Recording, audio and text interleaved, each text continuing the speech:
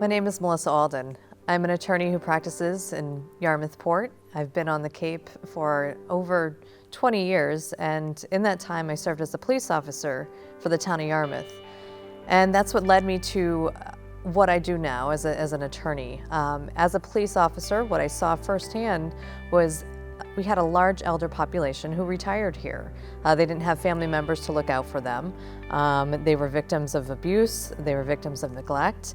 And when I became a full-time attorney, I felt that I needed to focus on this type of practice. We had a lot of elders who needed to either have guardianships or conservatorships over them so as to protect them from their family, but also from outside sources who preyed on them. Again, we have a court system set up here so that they can seek guardianships, whether it's elder services or family members, to ensure that our elders are protected here. There's issues of financial abuse, physical abuse, and stolen medication, that we need to protect our elders in this community. It's our role as members of different towns here to make sure that we're taking care of our individuals. So as a member of our community, what you can do is pay attention to your neighbors, pay attention to your parents and other people in the community that you see out in the community. If you notice changes, our bank tellers are trained to notice large deposits or withdrawals coming out of their accounts, which could trigger an investigation as to a financial exploitation. Our police departments educate us about scams that involve the elders so that they are not exploited. What you can look at is our neighbors in our community. Are they being taken care of? Do you see people coming and going?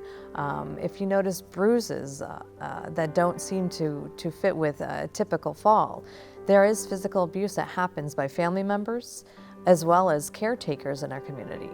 And it's our role and our job to take care of them as they have taken care of us as we grew up in our community. Other things you can look for is paying attention to who's coming and going from the home. We have people who have gone into elders' homes and taken their medication, taken over residency, and even family members who hold somebody in fear that they're going to be placed in a home. And be taken away from their environment. So as a community, we can work together. We can bridge an intergenerational gap that's been in existence for years and have our elders actually participate in more of our community, and that way we can take care of them by having eyes on them. We need you to come help bridge our gap with our generations. Everyone knows an elder in our community. Everyone has a grandparent, an aunt, or an uncle who could use the help.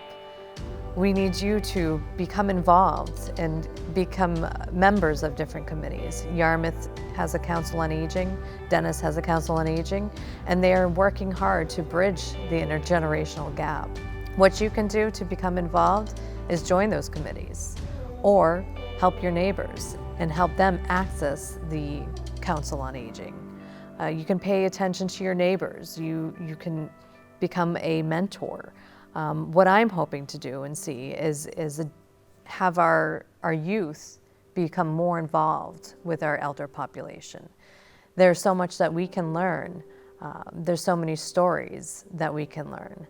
I was a lifeguard down in Florida, and I love to teach the water aerobics because I got to speak with the older population and hear the stories of the careers that they were in, the adventures that they experienced in their lifetime. And what we can do for those older people in our community is make sure they're living out the rest of their lives as healthy and safe as possible.